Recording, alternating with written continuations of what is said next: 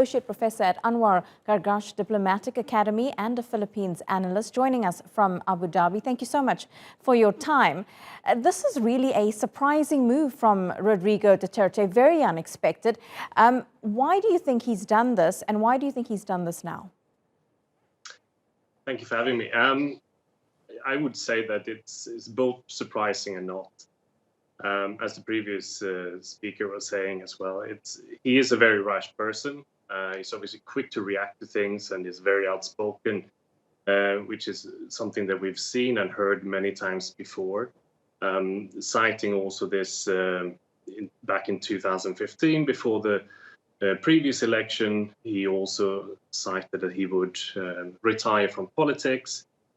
We've heard it several times during his mandate period as well, that he's not running again, he is going to retire and live happily ever after, etc. So this obviously means that we can't take everything he says face value, right? So at the same time, and based on so he's basing his decision accordingly to the latest opinion poll. So his ratings have gone down, obviously much due to the pandemic and the handling of that. But overall, he does have a strong base support. And in outside of the country, it is interesting to people, of course, when you have such an outspoken person and character.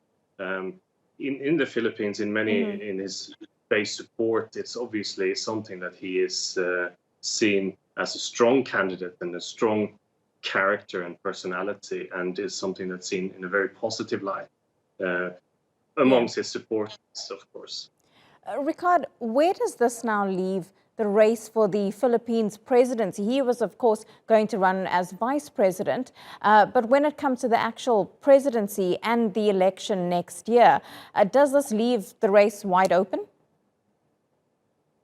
Partly. That being said, they still need to, they can still file for the certificate for candidacy until the 8th of October, so things can still change. So far, we know that Sara Duterte, his daughter, is a strong candidate and is popular, and but she has not entered the.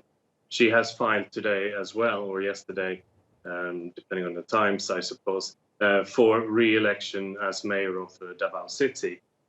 Other candidates that we know will most likely run is the Senator Manny Pacquiao, the former boxer, or still boxer, but the boxer come senator.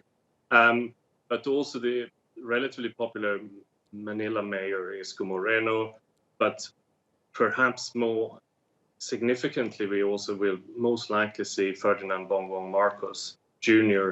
running again. The current vice president, Leni Robredo, will most likely join the race as well. At the same time, yes, wide open, but the Duterte camp and the candidates are still very strong.